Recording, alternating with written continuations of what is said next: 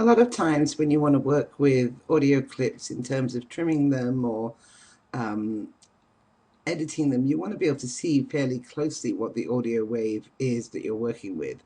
I just want to quickly show you the zoom in and zoom out.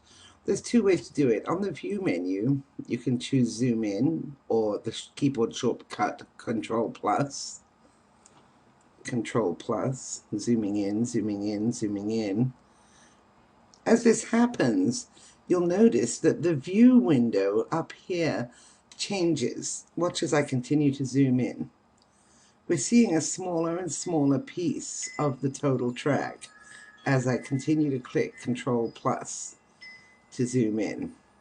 Sometimes when you want to be really precise, if you want to take out a small misspoken word or a sound in the background, you really need to zoom in pretty closely. And you can go this far with Myna. You can also zoom out, Control minus. You can also zoom out this way. You can just point and drag, and you'll see now we've zoomed all the way out to see the entire clip. It's a lot faster to work here, but sometimes if you want to be very precise about where you're zooming in on, you're going to have more luck with the view menu options. In this short video, I want to show you how to trim or cut away a part of a musical clip. So if I point to the beginning of this clip that I've loaded onto track 1, we'll see we have two triangles. One is the trim start and one is the edit start. At the other end, trim end and edit end.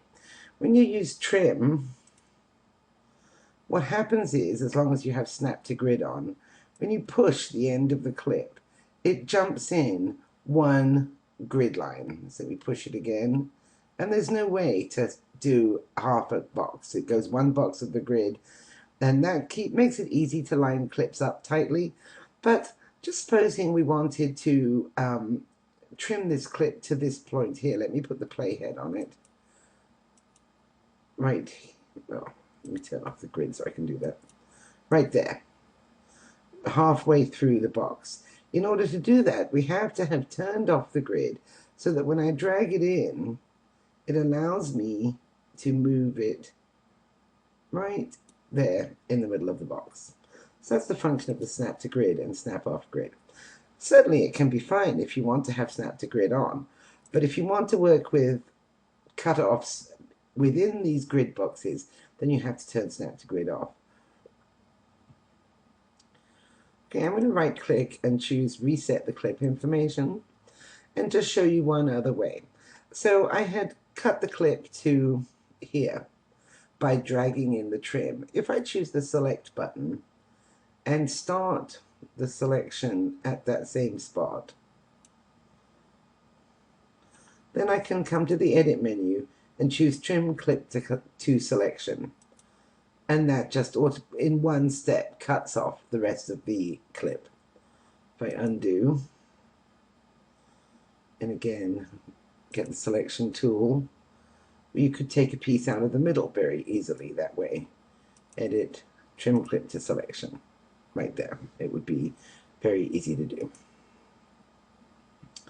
Okay, so that's trimming.